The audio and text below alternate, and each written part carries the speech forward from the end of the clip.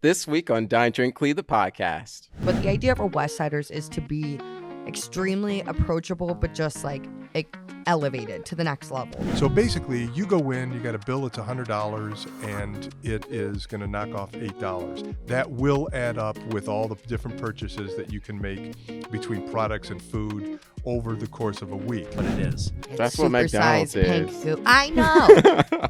I know. It's like eating 3D printed food. There's something like comforting about it sometimes. These are the end times. I'm Josh Duke. And I'm Alex Darus. And you're either watching or listening to Dine Drink CLE, the podcast, or each and every week, we're going to be joined by cleveland.com's best and brightest food experts, insiders, and influencers talking all things food and drink here in the Northeast Ohio area. What are we talking about today, Alex? Yeah, lots to talk about today. There's a new restaurant in Rocky River that's bringing the downtown to the suburbs. We got some kind of breaking-ish news about the West Side Market and the tax-free holiday in Ohio. And finally, we're going to argue about fast food chicken sandwiches because our best of team recently ranked a ton of them. So plenty to discuss. Yeah. Well, I'm super happy to be back after missing a week. Mm-hmm. And yeah, I'm ready to get into the meat and potatoes. But starting off, you recently did a story about a restaurant that is bringing a taste of, fancy downtown eating to Rocky River. So tell us about that. Yeah, so Westsiders, it's from Constantine Cazzaro and Jack Messer. They're the owners of Landmark Smokehouse and Twist Social Club in Cleveland, but they decided for their next kind of project in their restaurant group to go to the West Side, as they're both from Westlake. And so Westsiders kind of in the name, but the whole vibe is really cool. It used to be in the former space of Bomba Tacos, which was very kind of had that tropical vibe, very family friendly kind of taco spot. But Westsiders, they kind of totally redid it. It's like made for adults for sure. The idea is for any adults in a wide variety of ages who want to go out and have a nice night out, but maybe don't want like the quiet white tablecloth experience. So they put music videos on the TVs and stuff. There's speakers bumping music in the parking lot, but then the food is really elevated. Like they have pasta made by hand every day. They have I went there for brunch. They do Sunday brunch. It was delicious. They do some really cool cocktails there too. So ooh, we love a good cocktail. So my understanding is that this isn't just like maybe you're somebody who hears fancy fine dining place and your brain just shuts off and you're like, oh, that's not for me. But my understanding is it's kind of like not just that. It speak to a little bit more about how it's kind of more than just another fancy place. Yeah, it's elevated, but approachable for sure. I know the owners kind of mentioned they themselves, we as foodies like to eat these complex menus where we might not know what we're even eating. It's just kind of fun sometimes. But the idea for Westsiders is to be extremely approachable, but just elevated to the next level. So a lot of this stuff, it's dishes that you would be comfortable eating again and again, even if you came multiple times a week. Even there's different things you can try on the menu, and the drinks are really cool. They have a matcha gin foamy situation that's kind of an espresso martini's cousin. They have a caprese cocktail, which caprese is a salad, you might know, but it's they use whiskey and they add flavors of basil, tomato, and whey. But a salad? No, this is a drink. Oh, okay, gotcha. No, a caprese is a salad. Yeah, I thought you were just explaining their caprese salad. Okay, no, the caprese cocktail is whiskey. Gotcha. And they use flavors of basil, tomato, and whey to channel the salad flavors, I think, but then they balance it out with lime and grapefruit to make it a more well-rounded cocktail. But it's truly, especially in that Rocky River area, it's complementing a lot of cool neighborhood bars and restaurants. You have the wine bar over there, Tommy's Market, but really nothing that does cocktails at this level at all. So I think it's definitely going to be as much of a drinking destination as it is a dining destination. Yeah, interesting, because I was thinking in my head it was like a specialty sort of special event, birthday, date night, kind of thing. But it sounds like you there's an environment there to just hang out and drink really good drinks. Yeah, for sure. And they want it to be like a neighborhood bar. I mean, you've been to Twist, I'm sure, and Landmark. A big thing that they said was the parking there. Like, if you want to go to Twist and Landmark, you have to want to go there. But Westsiders has a great lot, and it's also an extremely like walkable neighborhood. Like I said, those other bars and restaurants in the area. So they really want it to be like a neighborhood spot where people, it's not just a special occasion. Like, you want to come back more than once a month, even maybe, just because they always have different specials going on, and the vibe is really fun, and it's just good food and drinks. Yeah, and I really like how they have this emphasis on bringing downtown Cleveland to this area. Like, I think you talked about them having different what were they, structures or something from like Tower City? I was gonna talk about that. Yeah, so their logo, it's kind of cool. Like, it's very well designed, the whole way that they did the restaurant, but it's all based on, so they acquired these pieces from the old Terminal Tower and Higbee's buildings. They were like HVAC grates or something very industrial that I don't understand. But they hung them up all over the restaurant, and they like made their logo out of one of these leaf insignias on the grate. And then they even had the folks at Cleveland Art made a chandelier making the crystals out of that like insignia. So it's literally bringing pieces of downtown that these were in buildings decades ago that have kind of been sitting, not being used, these pieces. And like Constantine said when I was interviewing them, that it could have gone to somebody's house in a big city, you know, it could have like done, I don't know, someone would have not appreciated the significance of it, but now it's really like bringing downtown to Rocky River, both with this vibe and the whole kind of philosophy of what the restaurant wants to bring to the neighborhood. So. I wonder if they include that philosophy in their menu in terms of like the naming. You know, I love a good like themed naming sort of convention. So I wonder if there's any like calls to downtown, like in the way they name their stuff. When I went for brunch, I think it was pretty straightforward. Okay. Well, maybe that's an area of growth. Maybe you could go and put a comment card in. Yeah, I've never ran a restaurant in my life, and I'm always coming up with ideas for people. I'm sure that people who ran restaurants for 30 years would love to hear your ideas. But no, that's a good idea, though. It's a good idea. And now we're joined by Marc Bona, who's going to talk a little bit about some exciting news for people looking to save a little money during the tax-free weekend. So, hi, Marc. What's going on? Yeah, this is an annual thing in Ohio. It was started around, I want to say 2015, and it's basically a sales tax-free break or hiatus for, I think it's a little bit more than a week. And it's a good thing because we don't have to pay sales tax on a lot of items. And for many years, it's always been targeted really for back to school, clothes shopping, retail products, other things like that. And the news now is for the first time, restaurants are going to be included. So that's a good thing for those of us who like to go out and eat. This is going to start midnight, July 30th. That's Tuesday, July 30th. And it's going to run till 11:59 p.m. on Thursday, August 8th. Now, I don't know the tax rates for all the counties in the area, but for Cuyahoga County, you're looking at 5.75% for Ohio, and then another 2.25% for the county, for Cuyahoga County.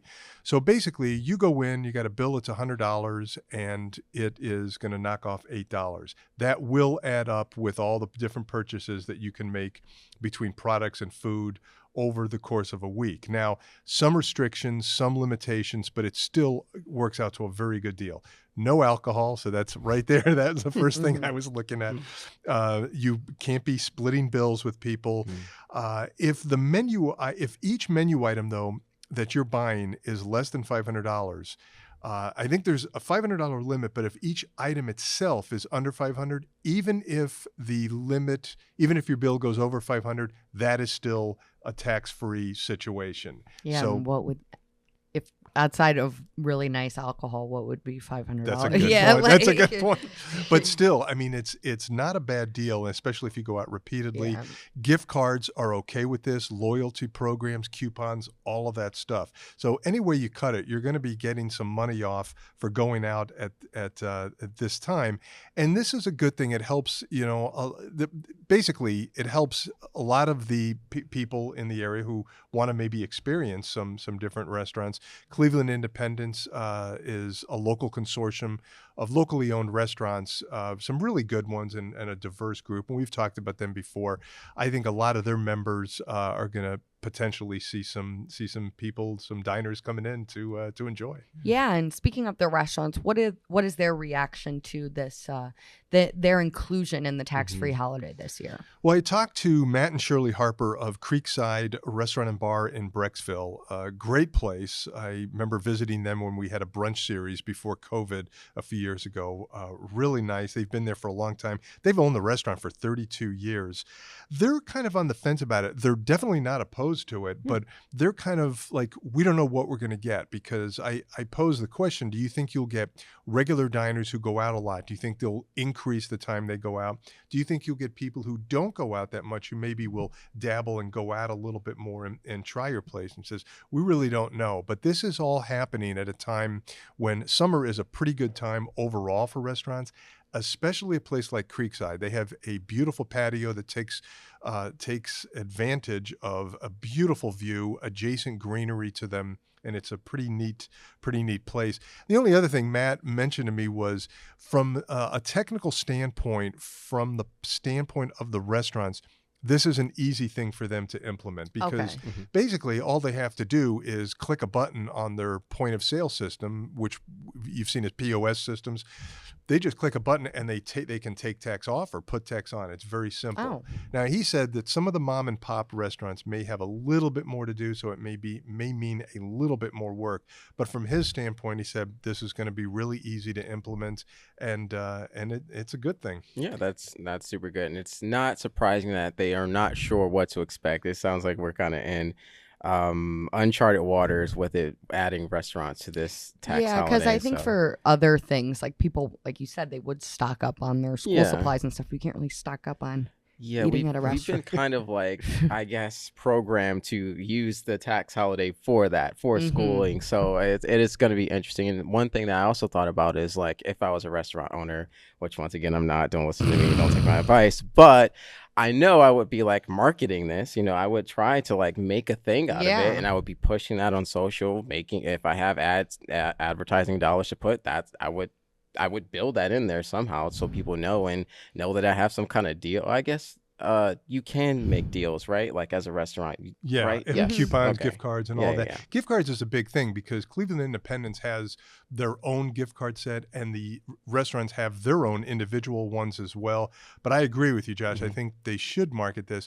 The way I might approach this is, if I know going in, if I eat an expensive meal someplace and I know I'm going to have X number of dollars off for this week, I may get a bottle of wine that I normally wouldn't order, or maybe if I order usually a $30 bottle, maybe I'll get a $50 or a $60 bottle just to try it, because it's kind of sort of a little freebie shot for you. So why not? And if you're somebody who has like a lot of extra money to spend anyway, maybe this translates into more money for the server or the waiter. So maybe that's what happens too. Yeah. It's a trickle down aspect. I will say this. I mean, this doesn't matter. I mean, whether there's a Republican or a Democrat in office in the state, this is, a lot of people have said, a cheap political ploy, because no one dislikes it. You know?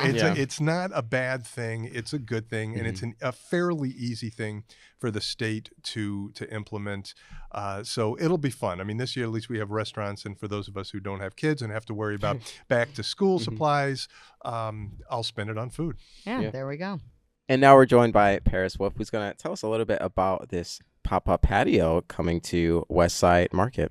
Welcome, Paris. Hi, Josh. Hi, Alex. Hi. So, what's going on? The patio is the first sign of some of the changes that will be happening at the Westside Market as a result of the master plan that they're planning to revitalize the whole area.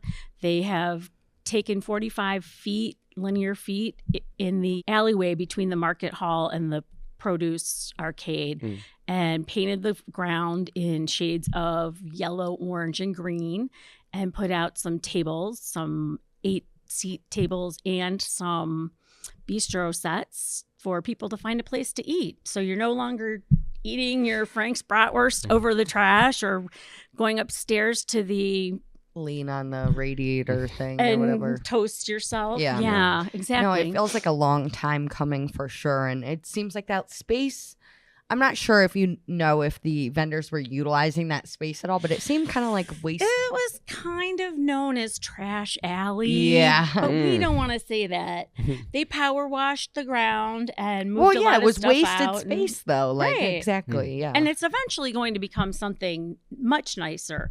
But why wait? Why not get something started now so people have a way to celebrate and enjoy what they're eating Yeah. now while it's nice out? Yeah, totally. I know we don't know exactly which vendors are going to be up there or at what point, but I wonder if there's any possibility for like even outside vendors to like just come in and do a little thing. Like They I don't know. are. They Yeah. are going to have two things. They are going to have pop-up vendors who might be one-day vendors, but they are also going to create space for people to do demonstrations, such as how to maybe shuck oysters or Ooh, other kinds of demonstrations that is Yeah. over time. Yeah, that's been part of their plan too, is to do sort of these kind of communal cooking things too, right? Right. Get Yeah. vendors Yeah. involved, get the shoppers involved in ways they can use the various products that they might be less familiar with.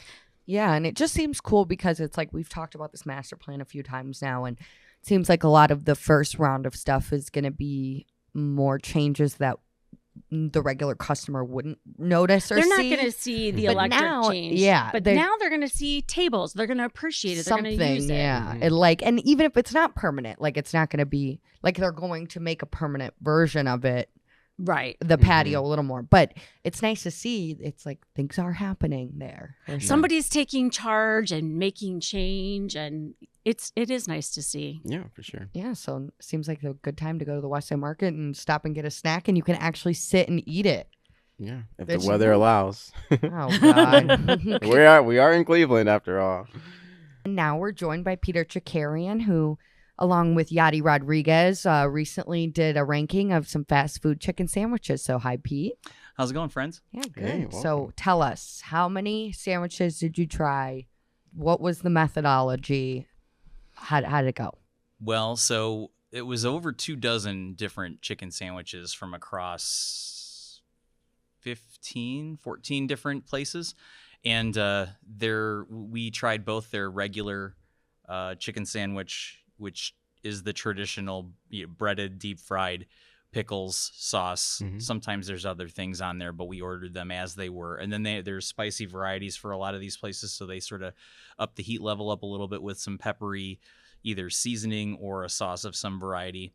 And then there were a couple of grilled ones too that we kind of eyeballed just to see, what's going on with the healthier options, such as they are. So, and we really focused on the Northeast Ohio area. We really could have run away with this and found just as many outside of Northeast Ohio For to look sure. at. So there are a lot of them. It's one of my favorite fast food sort of guilty pleasures. I really do like a good chicken sandwich if you can get it. Yeah. And Yeah. No, So- and you guys, I was shocked. Not shocked, but everyone was buzzing about the Popeyes chicken sandwich, I feel like during COVID. Yeah. And you guys put it at number 1.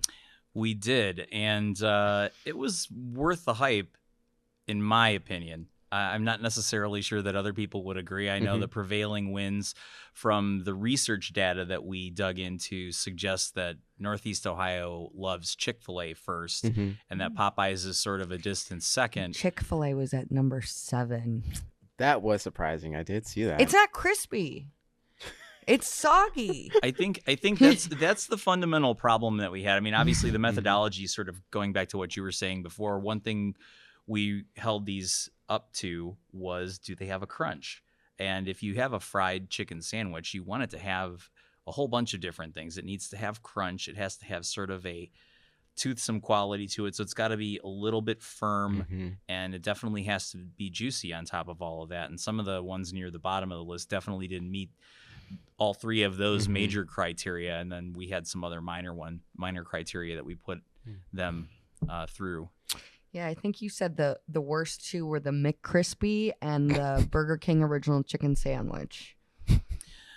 It's interesting. I'm Why is I that? don't know. It's just like, I don't know. McDonald's, We're good. I would just leave it there. Are you a hater? I am a McDonald's hater. Oh, I'm a lover. I I'm a cannot stand McDonald's. McDonald's. Oh my god. So I'm not surprised to see their McChicken at the bottom. of No, the list. I'm I would like just mad say. at you right Well, now. no, it was the McCrispy that I'm I think sorry, yeah. made it down there. The McChicken The has McChicken this, was higher up. Yes, and it has that sort of it's got a je ne sais quoi, right? We're gonna turn it French here, but it's got something. It's something, all right. Yeah, I agree with that. It's different. It's a throwback to like when they first introduced them in the 80s, and I'm old enough and long enough in the tooth to be able to talk about that a little bit. But those two, I think, were very lucky to kind of be in it at all. And in my estimation, you kind of if you took the McChicken out and the Burger King classic chicken sandwiches out of the mix entirely, it wouldn't have been a bad thing because they almost need to be considered on a whole other level. I'll take a chicken patty. Yeah. Ooh, that's rough. No, the Burger King one is gross. It is pretty gross. But I will okay, this is so first I'm a McDonald's girl. Okay. I don't get a chicken sandwich. I get a McDouble and fries and a Diet Coke because they're special what they do in the soda. But in Burger King, when I studied abroad in Spain and at the airports, they would all have Burger King. The big chicken sandwich there, they call it like the long chicken or something. It's better than in America. Yeah, I feel like there was a deluxe spicy one they had or something recently that I tried that was actually delicious. I hate Burger King. But the thing about it is like depending, and this goes for all of the restaurants that I know of on this list almost. It depends on where you're going to, because these places are not the best always at being consistent in the quality of their food. Oh, you mean the location? Yeah, it like, depends on the yes. location too. If No, you go the airport is like the worst, probably version. I couldn't agree more. Yeah. I mean, I think that it really does depend on the location and who's running the shop. So No, but I love I think the Shake Shack Chicken Shack was number 2. That is a good sandwich. Shake Shack is good. I think some of the modern names, modern to us, that we're experiencing here in Northeast Ohio now are really doing a great job. Shake Shack's sandwich is fantastic. I love everything about Culver's, to be honest. And I had Culver's when I went west and visited some friends and hoped that they would come back here at some point. So the fact that they're finally here is great. I pretty much like everything that they do. Even those sort of meal options that they have are really like well thought out. So, yeah, I mean, there was this whole to-do about like the chicken sandwich wars. And of course that was all sort of, you throw COVID into the mix and everybody had to find something to get, all fired up about. And so that was definitely remember when you it. couldn't get the Popeye sandwich? That whole thing was insane. I went 3 different times to try and get a sandwich where I was promised that I'd get one, and then you get through the drive-thru and they're like, "Sorry, we ran out again today." During the midst of that, I never ended up either trying that one. It was Popeyes versus Chick-fil-A, right? It was. Yeah, I never got a chance to try Popeyes in the midst of it, and I don't think I ever end up. It's good. don't It's number 1. I don't think I ever actually ended up making it on it because it just wasn't available. And then by the time the hype died down, my interest and awareness of it died down too. So yeah, I got to circle back and get some of that because I did go and get the Chick-fil-A as a result of that, and I thought it was pretty good, but it wasn't the best. It's like a big chicken nugget. It wasn't the best. I wouldn't say that. I wouldn't say that. No, well, that is actually an interesting point too. There are chicken products that are out there on the market. You'll see a lot of them in a place like Aldi where it says on the bag that it's actually a fritter, which is a different like USDA classification of what you're getting as opposed to a chicken breast sandwich. So we were really thoughtful about Chicken mush. Well, it's true, and yeah, that's pretty much what it is. It's That's what McDonald's supersized pink is. goo. I know. I know. It's like eating 3D printed food. There's something like comforting about it sometimes. These are the end times, people. I think. Yeah. Right? Oh, no. 3D printed food. Oh, what was my. like? So Popeyes has an original version and a spicy version. Which one did you prefer? I like the original one better just because I like to, and this is just me, I like to control the level of heat. So a lot of times I'll pick my own hot sauce to add to whatever chicken sandwich that I land on. It's not to say that I don't like Popeye's spicy chicken sandwich. I actually do like it a lot, but I have the same problem with that I have with all of them. It's just that like sometimes it creeps up on you and you're maybe not quite ready for it, and you start to find yourself going, this isn't as much fun as I would have Yeah. enjoyed as an eating experience, if Yeah. that makes any sense. So I'm not totally surprised about the Popeye. And first of all, I should back up and say, for me, if I go to a place and I'm looking for a chicken sandwich, a crispy chicken sandwich, for me, for Josh Duke, cleveland.com, This is gonna be such I- a bad answer. for me, Oh, I can't wait. if they don't have a spicy version of it, like what are we even doing? Like for me, it's like so what is your why? favorite fast food But chicken that's on sandwich? brand for you, though. I Yeah, mean, every yeah. time we sit down and talk about things, you love spicy food, Yes. so I'm not the least bit So surprised. I was at gonna that. say, whenever I do get one, I normally well, hold on, let me back up again. Do you consider a slider a sandwich? Do you What are you consider a talking? sli- Are you going Do to say you consider daytime a- chicken? Yes, I am No, gonna say that doesn't count as chicken fast food. That wasn't Why on does the it not list. count as That's fast casual. Okay, well, I would say out of the list, And those aren't even sliders. Those are big sliders. There's this whole trend that's what is coming a along, slider by the if way. it's not just a small sandwich? I think they're big. That's why I don't get why Dave's Hot Chicken understand- calls them that's sliders. My point. That's a That's sandwich. my We're point. just arguing it's a the same sandwich. point. Yes. There's that new place that just opened up down the road that's claiming that they're selling sliders, but those things are not sliders. They are pretty big. Oh yeah. I mean, No, so I you're don't right. know. I mean, maybe that's a new sort of market trend to try and get you roped Make you into think you're something eating different. less. Right. Well, Yeah. there's that too. Oh, I mean, but sorry, I was gonna say Popeye's chicken has a signature hot wing thing that they have right now, and it's so good, so amazing. But I don't think it's like coated in the same way as like their spicy chicken sandwich is. But they should work on that because that is my favorite thing right now to eat. Well, and I think Yes. it's worth saying too that Truett Cathy, who opened up the Dwarf House, which was called that and then became Chick-fil-A. They created the chicken sandwich in 1946, according to how we liked the fast food chicken sandwich. We'll say how we like to eat them, and for whatever reason, they can't seem to handle the crispy part of what a fried chicken sandwich should be, and that's.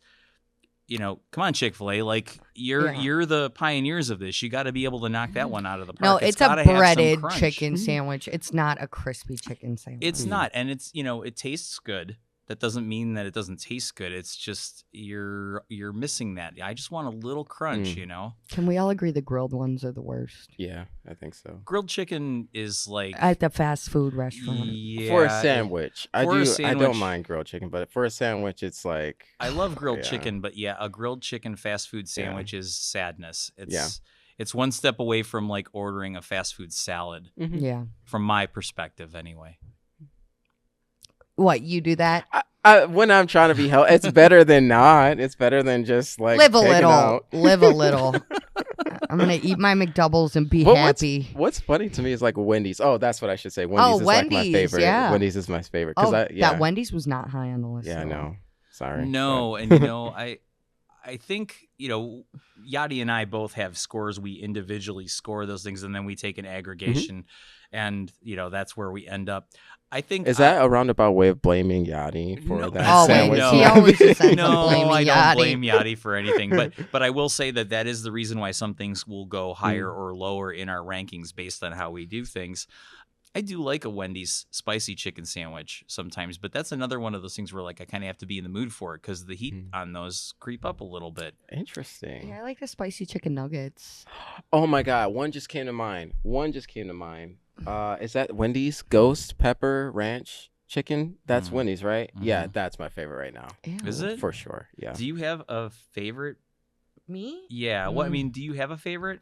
Well, see, if I go fast food, I usually get like a burger. Like at Wendy's, I'll get a junior bacon cheeseburger or something. But I like the Chicken Shack. It's because it's like the bougie version of fast food chicken sandwich. That's understandable. No, but that is the one thing. Like at Shake Shack, I do like their burgers, but I will order a chicken sandwich or more because I think it's underrated there. Yeah, I hear you.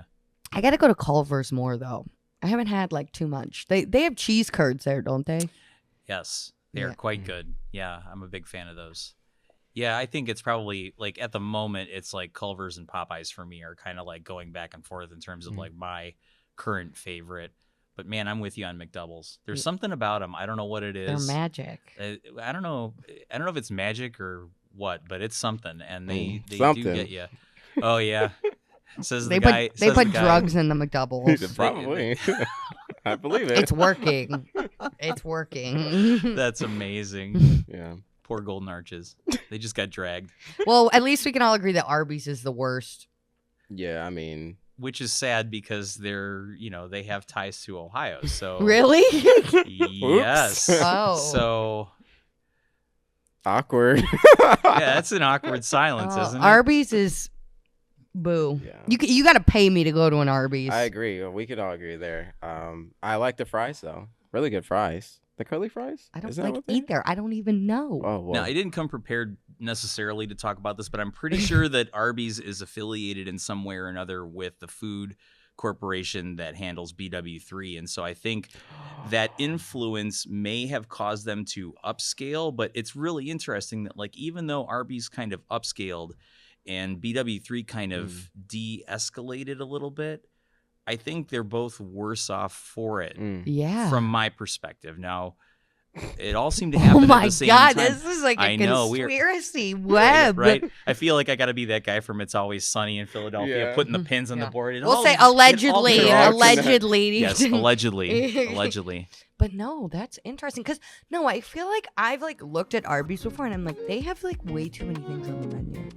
Well, and that's a sure sign that something's wrong. Like if the menu is Red like, Lobster. if it's That's a massive, mess over if there. it's massive, if the Rest menu's in massive, peace. it's a problem. Thanks so much for listening to or watching Dine Drink CLE the podcast. Make sure to like, subscribe, and follow us on Apple Podcasts, Spotify, YouTube, or wherever you get your podcasts. Follow us on Instagram at Dine Drink CLE and subscribe to our newsletter at cleveland.com/newsletters.